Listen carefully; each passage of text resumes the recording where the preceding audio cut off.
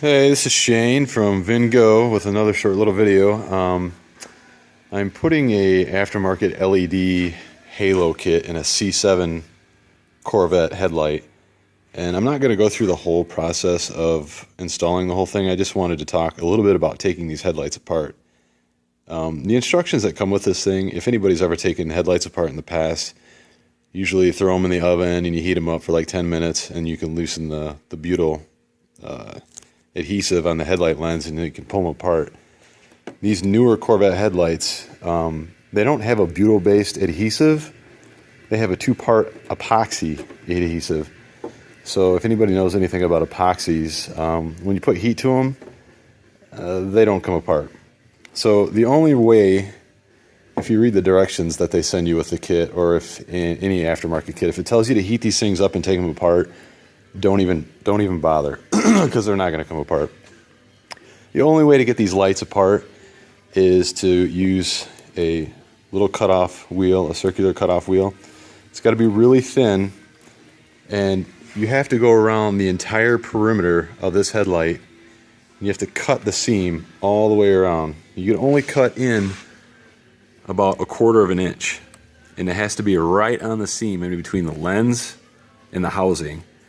If you cut all the way around, you gotta break the seam all the way around the headlight with the cutoff wheel.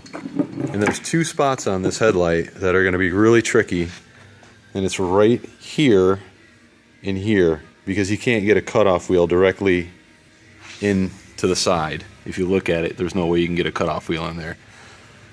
So as you get everything else cut, when you get down to these 2 points right here, I had to use a short little saw, and you basically, there's not a whole lot in here that you're gonna hit. It's pretty open, so you get the saw up in here and you can cut and get it loose enough to where you can actually just kind of wiggle it up, and you basically kind of break the rest of the housing loose.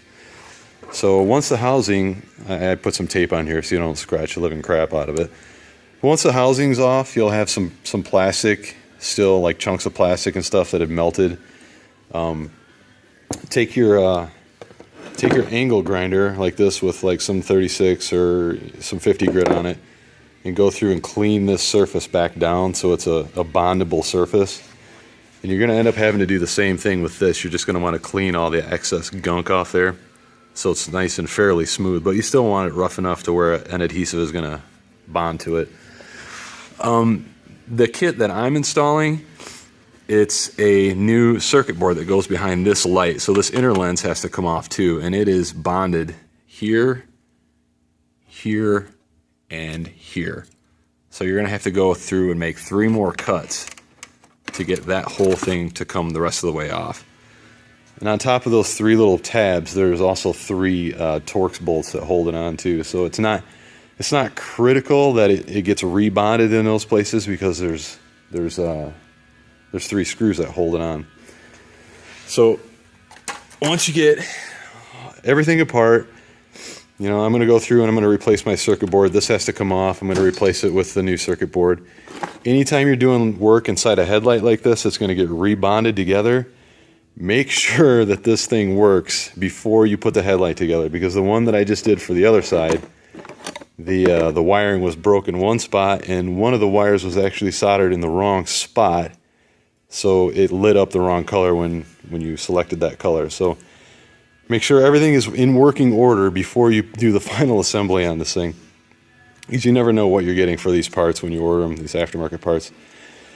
So when you go to put this back together, there's a couple different ways that you can glue these things together. You can use like a windshield urethane. I don't really like using that because it takes a long time for that stuff to set.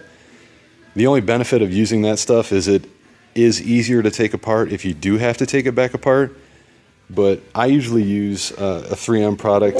This is a plastic 2-part bonding adhesive. It's a 3M 4240.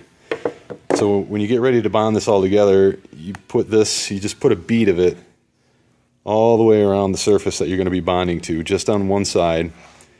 And, you know, make sure it's a fairly tall little bead, you know, maybe 1/4 of an inch tall.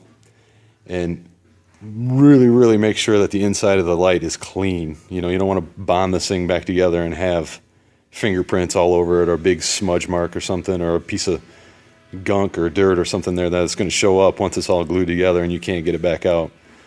So once everything is cleaned, insanely clean, you put some bonding adhesive, some epoxy all the way around there, and then set the lens back on in the right spot and make sure it's fairly lined up to where it was before, and just let it set and bond. And if you want, once it's bonded on there, if you want a little added measure, you could go around the whole seam that you had cut and put some sealer, you know, like some epoxy sealer, like a weather strip sealer, just for an added measure of moisture resistance.